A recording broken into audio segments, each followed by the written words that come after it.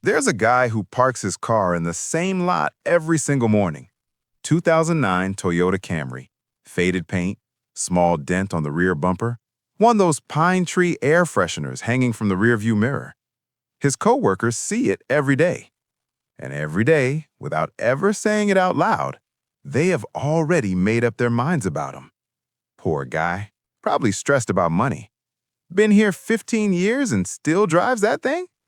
Must not be doing too well.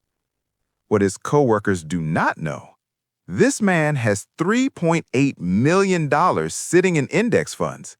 His mortgage? Pay off 6 years ago. His kids' college? Fully funded, both of them. He could walk into his boss's office tomorrow morning, set his badge on the desk, and never come back. He drives that Camry on purpose. And by the end of this video, you are going to understand exactly why that decision is not sad, it is not a limitation, it is not him being cheap. It is one of the most powerful financial strategies that almost nobody in America talks about. Stay with me, because the numbers behind this are going to completely change how you see wealth. Now, before we get into this, I want to show you something that will make this real. Picture two people, same country, same year, both working hard. Person A earns $180,000 a year. Leased BMW in the driveway, designer watch on the wrist, upscale neighborhood, nice clothes, Instagram that looks like a travel magazine.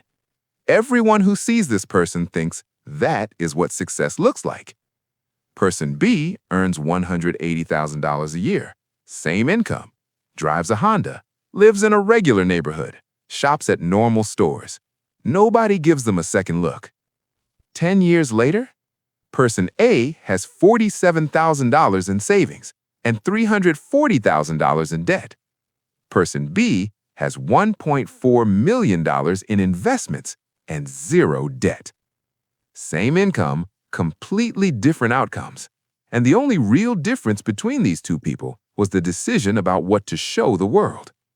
Today, I'm going to break down exactly why looking wealthy is quietly destroying people financially, and why the smartest thing you can do for your future might be the thing that gets you judged in the parking lot. Let's get into it. Let me give you the numbers first, because once you see these, you cannot unsee them. Researchers spent decades studying actual millionaires across America. Not celebrities, not tech founders, everyday people who quietly built real wealth. And what they found shattered every assumption about what wealthy people actually look like. 80% of millionaires are first generation. They did not inherit money. They built it themselves from scratch. Half of them have lived in the same house for more than 20 years. They're more likely to drive a Ford than a Ferrari. And here's the one that really stops people.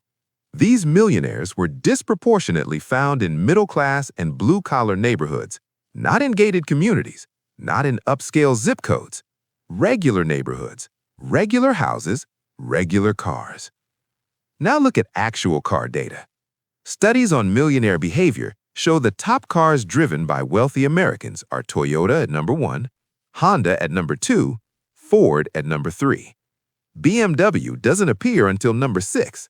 Mercedes doesn't crack the list at all. And then flip it around. Research found that 8% of people earning under $100,000 own luxury vehicles. They're spending $60,000 on a car while making $50,000 a year. One group looks wealthy. The other group actually is wealthy. These are rarely, and I mean rarely, the same people. Real quick, if this is already making you think differently about money, hit that like button right now. It takes 1 second, and it helps this video reach more people who need to hear this. Okay, keep going, because this next part gets even deeper. So, why do people do it? Why does someone making $70,000 lease a $55,000 car? Why does someone stretch their budget to live in a neighborhood they cannot afford? Why does someone finance a watch? A sociologist named Thorstein Veblen studied this over a century ago, and what he found is just as true today as it was then. He called it conspicuous consumption. His observation was simple. People don't just buy products for what the products do. They buy products for what the products signal. A $50,000 watch tells time exactly as well as a $50 watch. The extra $49,950 buys something else entirely. It buys a signal. It says, look at where I am. Look at what I have achieved. Look at me. And research confirms this is deeply psychological. Studies show that people who view money as a symbol of power and status report lower financial satisfaction overall. They spend to impress others, often without any real plan for their actual financial future. They're optimizing for perception, and perception is expensive. Here's the brutal math nobody does out loud.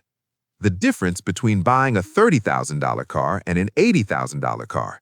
That $50,000 difference invested over 25 years at 7% annual returns becomes roughly $270,000.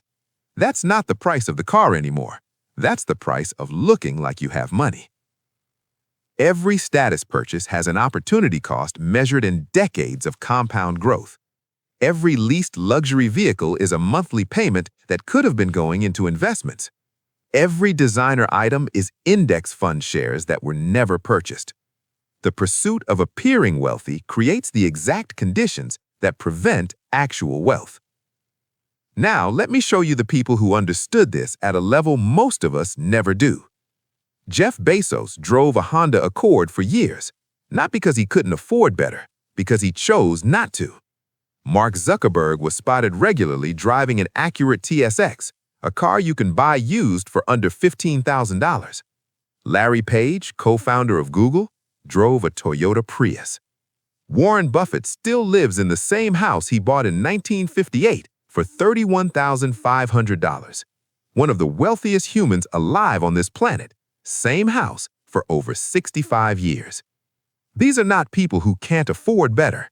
These are people who made a conscious decision that looking wealthy is not worth the cost of actually being wealthy. And Warren Buffett said something that stuck with me. He noted that he never worried about being overcharged because nobody knew he was wealthy. His ordinary appearance gave him negotiating leverage that flashy consumption would have completely eliminated. Think about what that means practically. A car dealer treats someone pulling up in a 10-year-old Honda completely different from someone pulling up in a Mercedes. A contractor quotes differently based on the neighborhood they're driving into. A service provider adjusts their pricing based on perceived ability to pay. Looking wealthy invites premium pricing on everything you buy. Looking ordinary gets the standard rate. Over a lifetime of purchases, that difference accumulates into serious money. The visible wealthy person pays a quiet luxury tax on every single transaction. The person who looks ordinary pays the regular rate every time. Here's where it gets even more interesting, because the costs of looking wealthy go beyond money. Risk goes up. Research from identity theft studies shows that high net worth individuals are significantly more likely to experience financial fraud than the general public. Criminals don't target random people. They target visible targets. The more publicly you display your wealth, on social media, through your car, through your neighborhood, the larger a target you put on yourself. And then there's the social pressure problem. When you drive a luxury car, people assume you can afford expensive dinners. When you wear designer clothes, colleagues expect you to pick up the tab. When you live in an affluent neighborhood, the baseline spending of everyone around you starts inflating your own expectations. Research on social comparison shows that status is relational. It only exists relative to other people. And the moment you signal that you are at a higher level, you have just raised the floor of what your life is expected to look like. Every year requires new purchases just to maintain the signal. The treadmill never stops. And then there's the relationship problem. Studies on high net worth individuals consistently show a paradox. More wealth, less trust. Relationships become harder to read.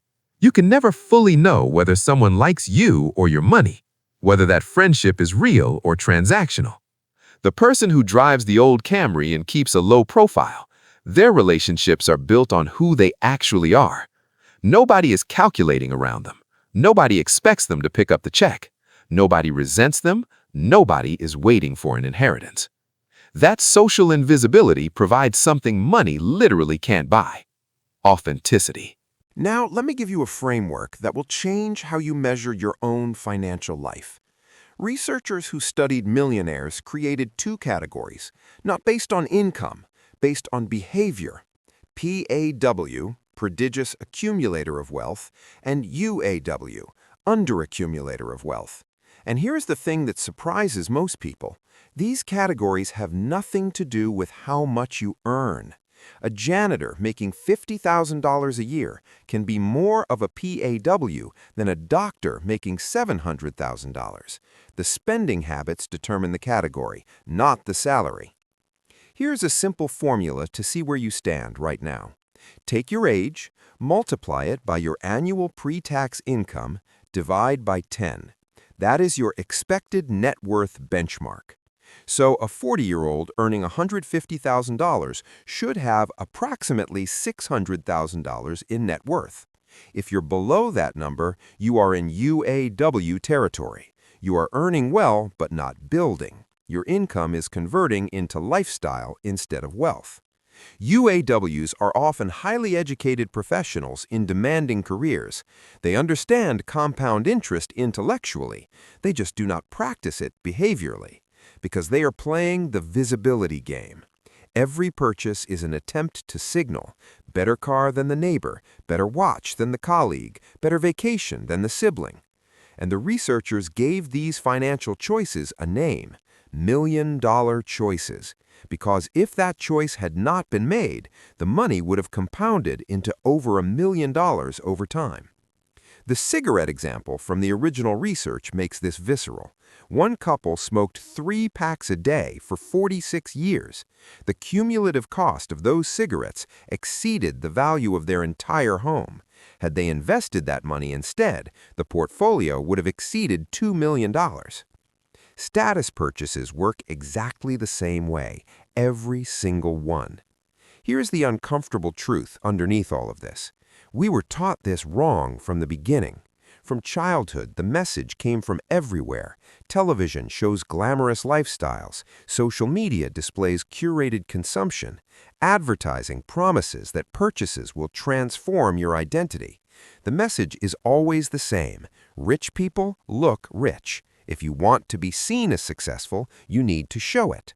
And that message is demonstrably, provably false, but its effects are completely real. Someone who internalizes that narrative will spend their entire working life maintaining an appearance.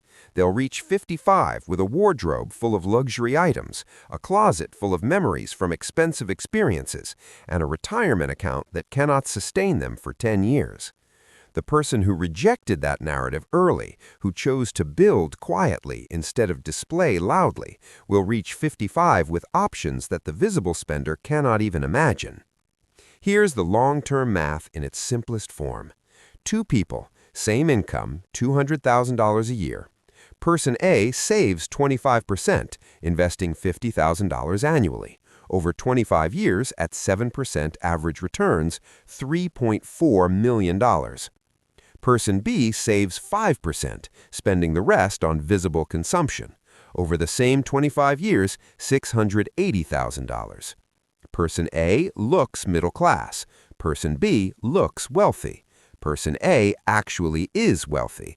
Person B is financially fragile. 5 times the net worth, same income, different choices.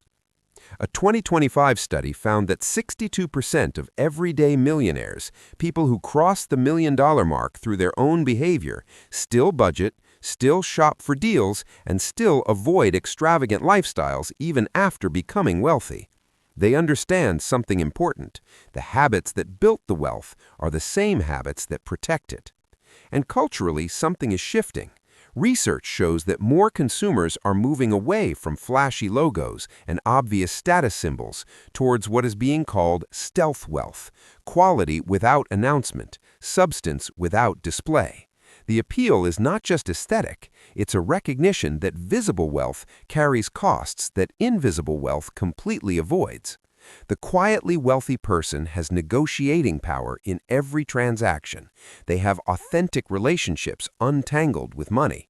They have security that doesn't adapt away, unlike the temporary thrill of a new purchase. Genuine financial security provides a constant background sense of calm that affects every single decision they make.